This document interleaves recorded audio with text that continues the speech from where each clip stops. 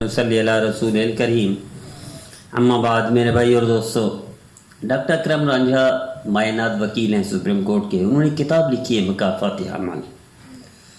مکافات عمل میں ایک واقعہ لکھتے ہیں میرے عزیزو، ہم سب کے لیے سبق آموز ہے اور عبرت کا ایک ایسا پہلو ہے جس پر ہم عمل کریں تو ہم بھی پریشانی سے، دکھ دردوں سے، تکلیفوں سے، بیماریوں سے اور موت سے بھی بچ سکتے ہیں. وہ لکھتے ہیں کہ گندر خاندان کا ایک لڑکا نوجوان، بڑا لعیم شہیم پہلوان قسم کا، بندوق لے کر چلتا تھا. کیا میں پاکستان سے پہلے کی بات نقل کی انہوں نے، انگریزوں کا دور تھا. تو ایک دفعہ وہ اپنے کھیتوں میں، بڑا ذمہ دار کا بیٹا تھا، کھیتوں میں بندوق گلے میں، نوکر چاکر ساتھ میں، اور چل رہا ہے. چلتے چلتے آگے کتیا بچوں کے ساتھ سوئی ہوئی تھی.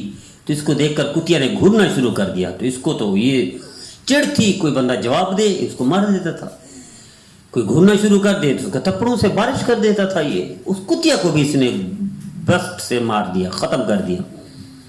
بچے بلکتے رہے اور یہ چلا گیا. میرا عزیزو، دوسرے دن یا تیسرے دن اسی جگہ پر ایک قتل ہوا. اور قتل یہ بے قصور تھا، یہ گوندل خاندان کا شہزادہ، پہلوان، نوجوان. لیکن الزام اسی پر آیا، قتل کسی اور نے کیا، الزام اس پر آیا، اس کو جیل ہو گئی. انگریزوں کا دور تھا، یہاں تک کہ بڑی تحقیقات کے بعد میرے عزیزو، یہ جب سوتا تھا نیند نہیں آتی تھی اس کو جیل میں.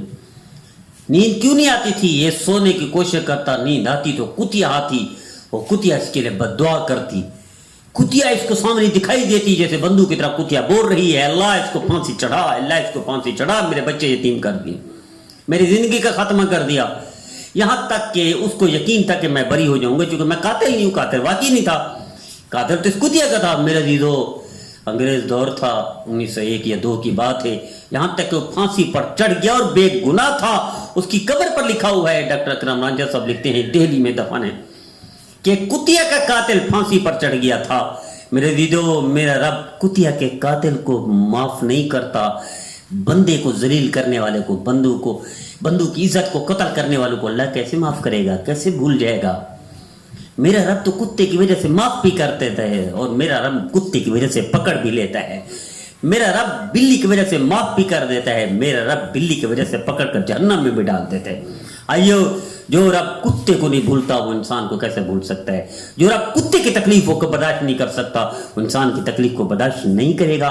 آئیے ہم توبہ کر لیں، کوئی بڑے بول نہ بولیں، کوئی تکلیف نہ دیں، پریشانی میں مبتلا نہ کریں، کسی کی عزت پر ہاتھ نہ ڈالیں، کسی کو بے عزت نہ کریں، ذلیل نہ کریں، ورنہ اللہ معاف نہیں کرے گا.